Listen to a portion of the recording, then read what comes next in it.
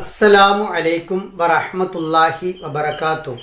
ഖുർആൻ പഠനം സൂറത്തു തക്വീർ 19-ാമത്തെ സൂക്തം. ബിസ്മില്ലാഹിർ റഹ്മാനിർ റഹീം. ഇന്നഹു ലഖൗലു റസൂലിൻ കരീം. തീർച്ചയായും ഇത് ആദരണീയനായ ഒരു ദൂതൻ്റെ വചനം തന്നെയാണ്. ഇന്നഹു തീർച്ചയായും ഇത് ലഖൗലു വചനം തന്നെയാണ്, റസൂലിൻ ദൂതൻ്റെ കരീം ആദരണീയനായ. തീർച്ചയായും ഇത് ആദരണീയനായ ഒരു ദൂതൻ്റെ വചനമാകുന്നു എന്നാണ് അള്ളാഹു പറയുന്നത്. ഇത് എന്നതുകൊണ്ട് ഉദ്ദേശം വിശുദ്ധ ഖുർആനാണ്. ആദരണീയനായ ദൂതൻ എന്നത് മഹാനായ ജിബ്രീൽ അലൈഹിസ്സലാമുമാണ്. ആദരണീയനായ ദൂതൻ്റെ വചനമാണ് എന്ന് പറഞ്ഞാൽ ആ ദൂതനെ ദൂതുമായി, ആ സന്ദേശവാഹകനെ സന്ദേശവുമായി ആരാണോ അയച്ചത് ആ അയച്ചവൻ്റെ വചനമാണ് എന്നാണ് ആശയം. അത് അള്ളാഹുവാണ്. ഇവിടെ ജിബ്രീൽ അലൈഹിസ്സലാമിലേക്ക് ചേർത്തുകൊണ്ട് ഖുർആനെ പറഞ്ഞതുപോലെ 69-ാം അധ്യായം സൂറത്തുൽ ഹാഖയിലെ 40-ാമത്തെ സൂക്തത്തിൽ മുഹമ്മദ് റസൂലുള്ളാഹി സല്ലല്ലാഹു അലൈഹി വസല്ലമയിലേക്ക് ചേർത്ത് ഖുർആനെ പറയുന്നുണ്ട്. അവിടെ ഉപയോഗിച്ചതും ഇതേ ആയത്താണ്.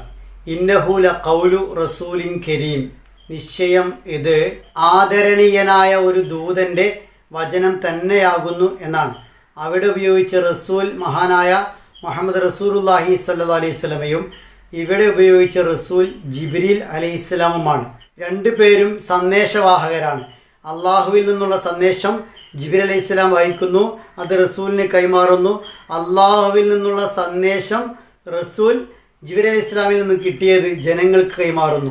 ജിബ്രീൽ അലൈഹിസ്സലാമിനെ 6 വിശേഷണങ്ങളിലൂടെയാണ് ഈ ഭാഗത്ത് അള്ളാഹു പരിചയപ്പെടുത്തുന്നത്. ഈ സൂക്തത്തിൽ അതിൽ 2 വിശേഷണങ്ങൾ പറഞ്ഞിട്ടുണ്ട്. അതിലൊന്നാമത്തേത് റസൂൽ എന്നാണ്. ജിബ്രീൽ അലൈഹിസ്സലാം റസൂലാണ്, ദൂതനാണ്. അള്ളാഹുവിൽ നിന്നുമുള്ള വഹയിൻ്റെ സന്ദേശം അബുൽ ബഷർ ആദം അലൈഹിസ്സലാം മുതൽ ഖാത്തിമുൽ അംബിയ മുഹമ്മദ് റസൂലുള്ളാഹി സ്വല്ലല്ലാഹു അലൈഹി വസല്ലമ വരെയുള്ള മുഴുവൻ പ്രവാചകന്മാർക്കും എത്തിച്ചു കൊടുത്ത റസൂലാണ് അദ്ദേഹം. ആ അർത്ഥത്തിൽ എല്ലാ പ്രവാചകന്മാരും ജിബ്രീൽ അലൈഹിസ്സലാമിൻ്റെ മുന്നിൽ വഹി സ്വീകരിക്കുന്ന ആളുകളാണ്. എന്താണോ വഹിയായി നൽകുന്നത് അത് ജിബ്രീൽ അലൈഹിസ്സലാമിൽ നിന്നും കേട്ട് പഠിക്കുന്നവരുമാണ്. അപ്പോൾ ജിബ്രീൽ അലൈഹിസ്സലാം പ്രവാചകന്മാരെ പഠിപ്പിക്കുന്ന അധ്യാപകൻ കൂടിയാണ്. 53-ാം അധ്യായം സൂറത്തു നജ്മിലെ 5-ാമത്തെ സൂക്തത്തിൽ അല്ലമഹു ഷദീദുൽ ഖുവാ. റസൂൽ സല്ലല്ലാഹു അലൈഹി വസല്ലമയെ ജിബ്രീൽ അലൈഹിസ്സലാമാണ് പഠിപ്പിച്ചത് എന്ന് ജിബ്രീൽ അലൈഹിസ്സലാമിൻ്റെ ശക്തിയെ സൂചിപ്പിക്കുന്ന വിശേഷണത്തിലൂടെ പറഞ്ഞത് കാണാൻ കഴിയും. അല്ലമഹു, ഇദ്ദേഹത്തെ പഠിപ്പിച്ചത് എന്ന വാക്കാണ് അവിടെ ഉപയോഗിച്ചത്. സകല പ്രവാചകന്മാരുടെയും അധ്യാപകനായ ജിബ്രീൽ അലൈഹിസ്സലാം അള്ളാഹുവിൻ്റെ റസൂലാണ്.